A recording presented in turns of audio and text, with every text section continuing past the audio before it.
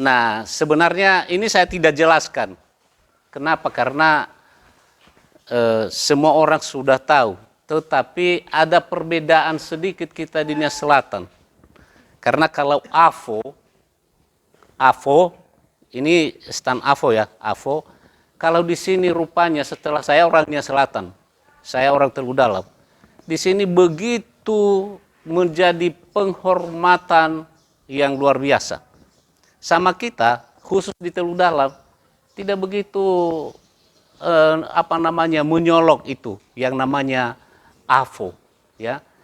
Di sini di acara resmi di rumah, terlebih pada acara perkawinan, AVO adalah penghormatan yang paling utama. Sumangi pertama, penghormatan itu kan secara adatnya kan pertama sumangi bawe hede.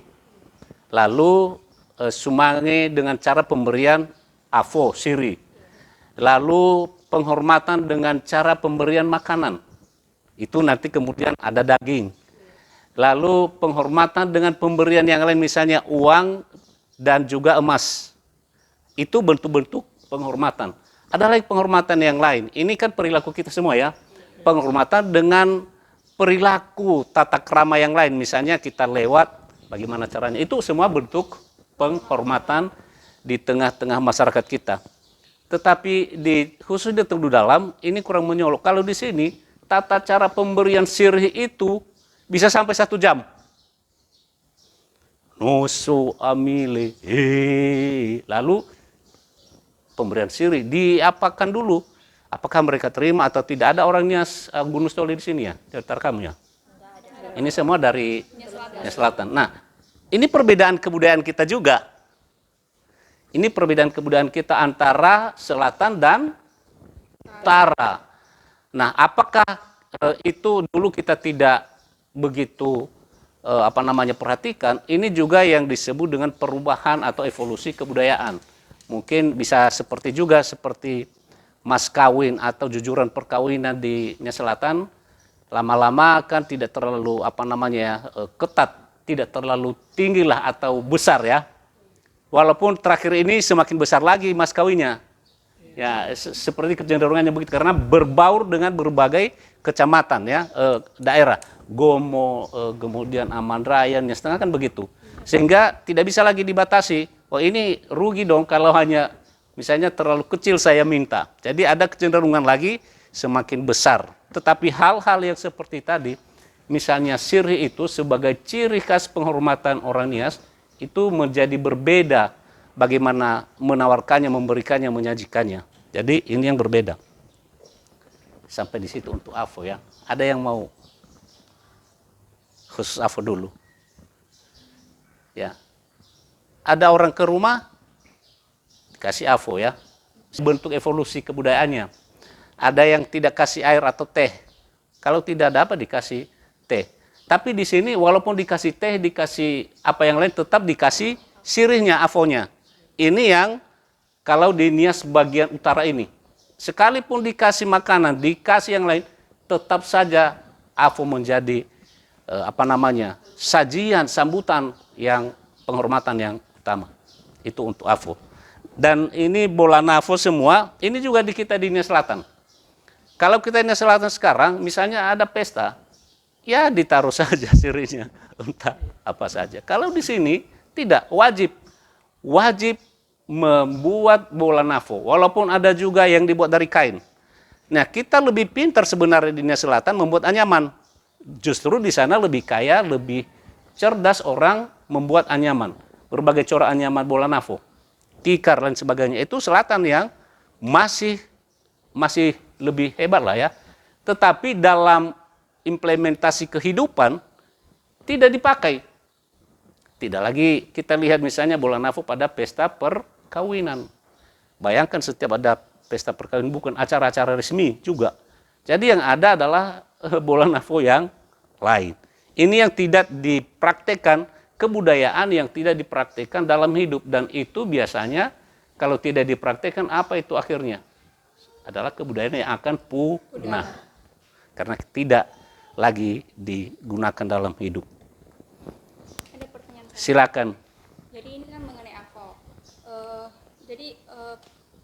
saya mau bertanya bagaimana tanggapan Bapak terhadap zaman modern sekarang, Ya. anak-anak milenial akan kurang apa ya, meneruskan itu ya, AVO itu untuk kayak memakan atau Makan AVO. Iya. Ya. Jadi bagaimana tanggapan Bapak jika misalkan 5 tahun 10 tahun ke depan akan ada perubahan modern, perubahan zaman yang mengakibatkan AVO ini tidak akan digunakan lagi, seperti Bapak bilang tadi akan ada evolusi seperti mungkin rokok, teh.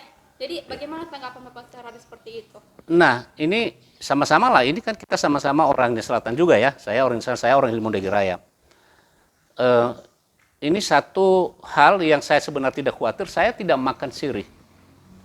Tetapi tidak berarti bahwa ini juga bedanya. Ini kan pertama kita sadarin dulu sirih itu ada yang suka, ada yang tidak suka. Tapi kita sadarin juga bahwa itu sudah menjadi tradisi kita. Kalau terjadi misalnya acara resmi di tempat saya ini, contoh saja ya, pada saya, karena bukan orang lain kita kasih contoh.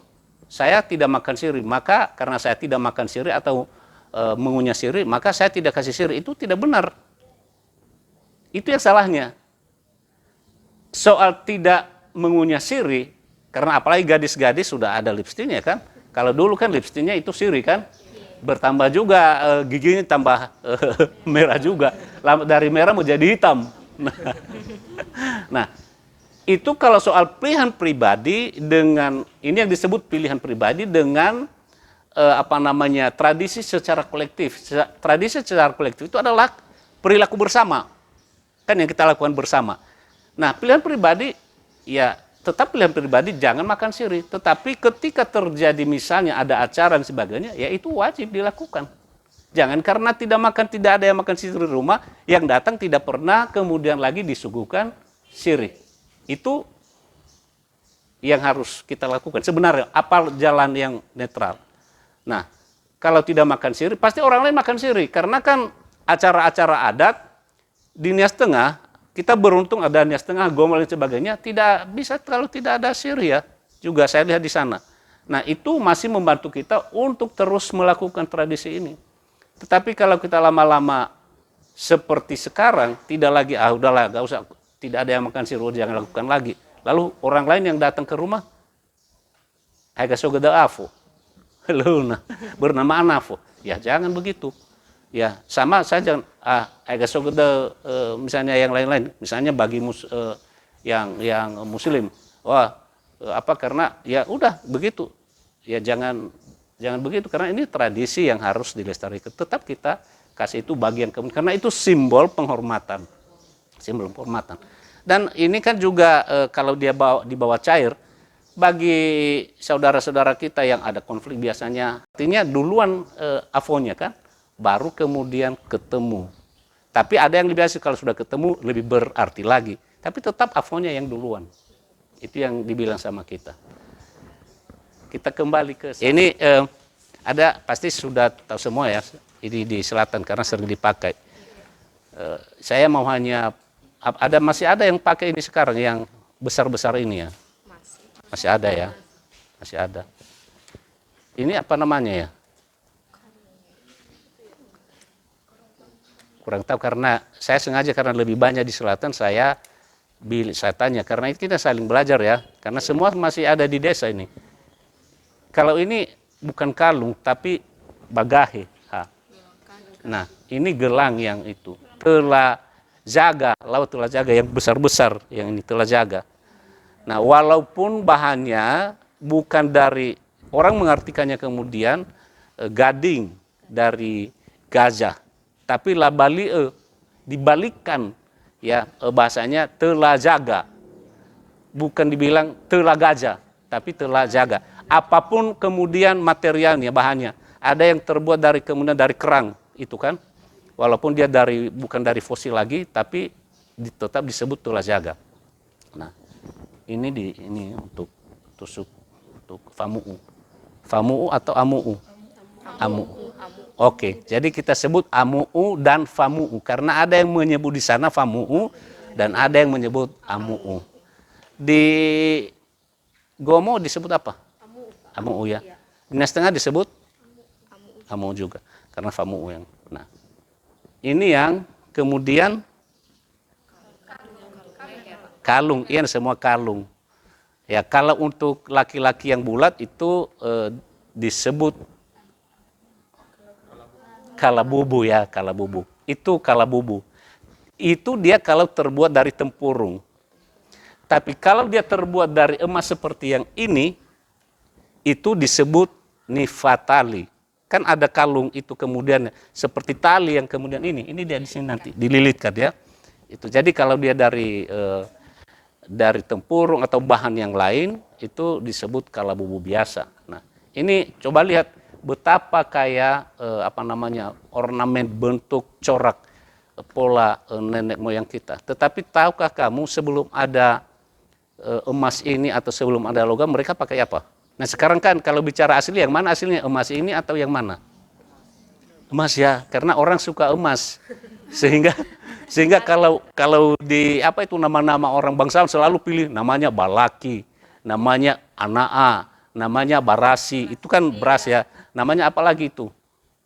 Macam-macam yang berkaitan dengan benda-benda yang mulia lah kan begitu. Nah, itu karena itu. Tapi kita lihat kalau masih ada yang nonton YouTube, misalnya 100 tahun yang lalu atau lebih 100 tahun yang lalu, apa yang mereka pakai? Kita lihat misalnya yang rai, ini kan namanya rai ya, rai. Ada yang mengatakan balahege kalau di sini ya, kita bahasanya lain-lain. Nah, rai itu untuk laki-laki itu tidak dulu emas, hanya dulu daun-daun mereka pakai. Jadi mengapa kita tanam kemudian pohon yang di luar itu yang namanya nandrulo, itu yang di sana, dan ini daun yang kita pasang di sini di belakang. Nah, karena dulu sebelum masuk kan belum ada logam di Nias, belum masuk. Nah, belum ada emas, tidak ada tambang emas. Nah, lalu mereka pakai apa yang ada dari alam. Yang mereka pakai ada yang menggunakan nadulo itu, daunnya polanya itu bagus sekali, pola nadulo. Lalu ada yang menggunakan bahkan mereka kasih tufomanu dan juga pakis ya. Nah, kalian lihat misalnya enuo fa'u-fa'u. Bentuknya ada, daunnya yang bagus, tufomanu yang daunnya bagus. Apalagi tali anu yang pucuknya bagus sekali, daunnya semasih kecil bagus sekali. Nah, ini mereka mengambil inspirasi dari situ dan itu mereka pakai saja. Nah, terutama nandulo tadi, daunnya begini selalu begini daunnya. Nah, nanti kita lihat ini. Kita lihat di kemudian pada laki-lakinya itu, daunnya itu masih di atas. Itu jadi nandulo itu masih kelihatan. Karena itu mereka pakai dulu. Taruh saja di sini. Di bawah mata luo itu foto bangsawannya masih pakai daun nandulo, belum emas nandulo yang dulu. Nah, jadi kalau bicara asli, kemudian yang mana aslinya? Emas atau nandulonya? Nandulonya. Ya, nandulonya. Jadi kalau kita bicara lagi sebelum nandulo bagaimana? Nah, ini kalau mahasiswa bicara soal keaslian satu kebudayaan, kemudian bingung kan? Apakah emasnya yang asli? Apakah nandulonya yang asli? Atau ada yang sebelum nandulo? Sebelum nandulo itu pasti ada. Jadi sebenarnya itu bahasa Inggrisnya disebut debatable kalau soal keaslian. Keaslian itu tidak bisa dikatakan ini asli. Setiap unsur kebudayaan itu pasti ada yang mempengaruhinya. Jadi kemudian kita bicara yang mana asli kalau dia tidak dipengaruhi oleh apapun. Padahal setiap budaya itu ada pengaruh dari berbagai unsur. Nah, jadi soal asli itu